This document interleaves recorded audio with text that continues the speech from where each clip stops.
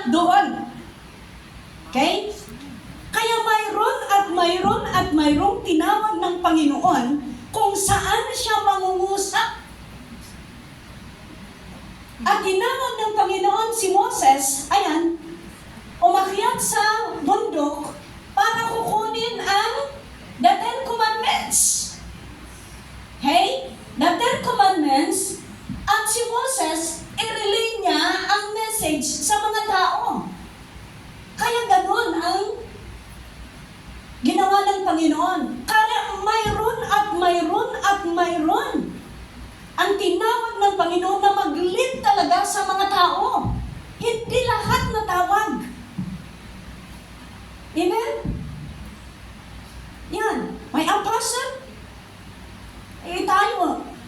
Nag-graduate ka naman. Wapo. May saka ka nung nga senyoran. Yan na lumabay. Amoy, nagintikin mo. Ano pa kanya tayo? Ay, bishop na timanan. Bueno. Yes, bishop dan. Bishop Guzman. Stumad kita. Ano ti bishop? But you see, if we know the word of God, you see, there are many Israelites, there are many people, but God called Moses. Only Moses. Tinawag niya na umakyat para ibigay ang instruction. That's the reason why our bishop, ang aksidente nga, Moses mati-bishop tayo. Salamat, hindi po aksidente na Moses ang bishop natin. God called our bishop. God will give instruction to our bishop, and bishop will give to us. Si Moses lang ang umakyat. Pag-usap sa Panginoon, ibinigay ng Panginoon ang kanyang instruction, the Ten Commandments. And the Ten Commandments, ayan, binaba ni Moses. Daksang lasat na, kita tao kat natangkan mo yung uno da. And the next one, malapit na tayo. Yan.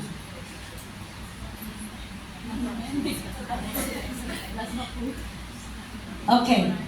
Moses went up to Mount Sinai to get the instruction, which is the Ten Commandments, to bring us the instruction, the revelation truth.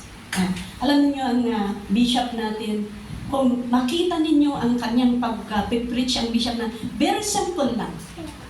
Very simple. Pero it is a revelation truth. Nire-reveal ng Panginoon. Sabi nila, para namang sobrang naman ang pag-aano ninyo sa bishop ninyo. Sabi nila, mga tao. But I tell you, siya lang ang umakyat sa Mount Sinai Siya lang ang umakyat na sa Mount Sinai. Kaya, salamat sa Panginoon.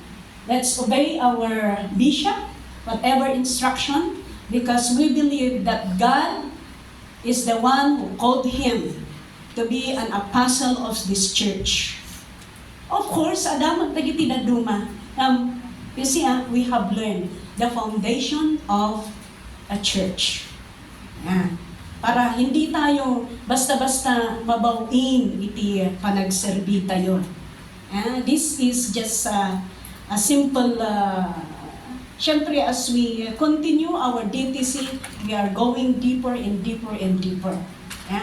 But dahito kasla summary lang, iti orientation tayo, iti dahito nga malang. Amen? So, this is all. Tamang-tama lang. Ito po ang napag-aralan natin, nalaman natin, maliban lang kung may question kayo. Mayroon? Ang asawa ni Bishop ay taga Sagada Mountain Province. Yan. Han nga agawa. Sagada. O di dyan ito na Sagada. Han nga Sagada. Sagada. Okay, so we praise the Lord. Ito ang ating orientation this afternoon. Kaya, God bless you. And all the DTC, congratulations. And keep on. Huwag nating simulan lang. simulan natin, tatapusin natin. Amen? Simulan natin, tatapusin natin. Dahil lahat ng mag-give up ay hindi magwawagi. Yan. Ang lahat ng susuko ay hindi magwawagi. Tandaan ninyo ito. Hindi kayo makapag-graduate. Yeah? Makapatibay sa langit. Yeah. Okay. So, that's it. Please, kayong mga, ganito ang gagawin natin. I'm giving you an instruction now. Para hindi na maraming teachers, ang gagawin natin is